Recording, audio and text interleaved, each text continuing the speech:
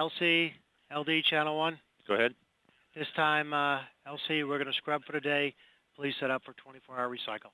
Roger.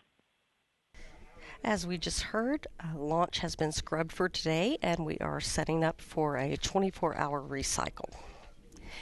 Joining me now is NASA Launch Manager Tim Dunn. Well, Tim, I guess things, didn't work out for us this morning. Can you explain the issue to us? Yeah, I'd be glad to, Tracy. So we had a nominal countdown, but toward the end of the countdown, we did get a reading that the C-band tracking beacon on the launch vehicle, the frequency of that C-band tracking beacon was drifting from the range systems that are picking that up.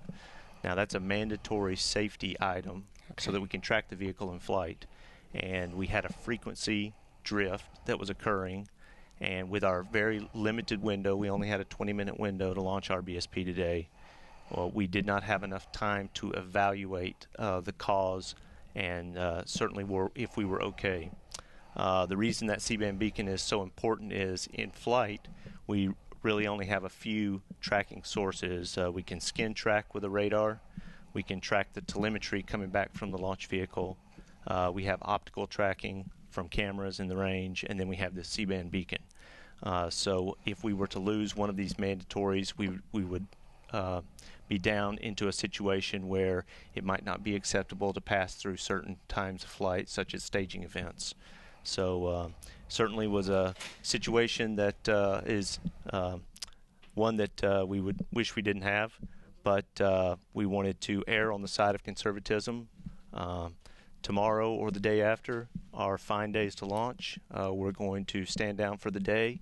We've tentatively set up for a 24-hour recycle, so we look good on the range for an attempt for tomorrow.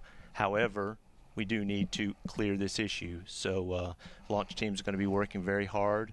We need to safe and secure the vehicle. We need to detank all the cryogenic propellants on the Atlas V right now.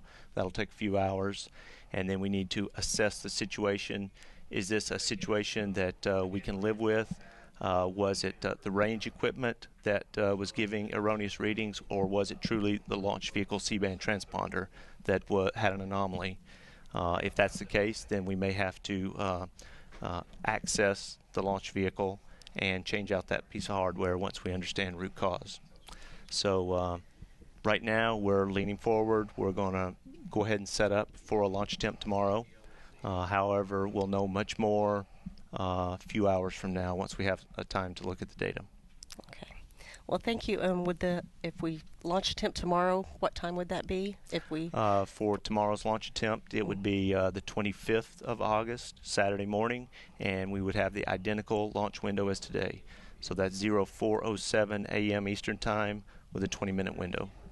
Okay. Well, thank you for stopping by and explaining the issue to us, Tim. Oh, you're welcome. I'm sorry it didn't work out for us today. Well, we don't launch unless we're absolutely certain.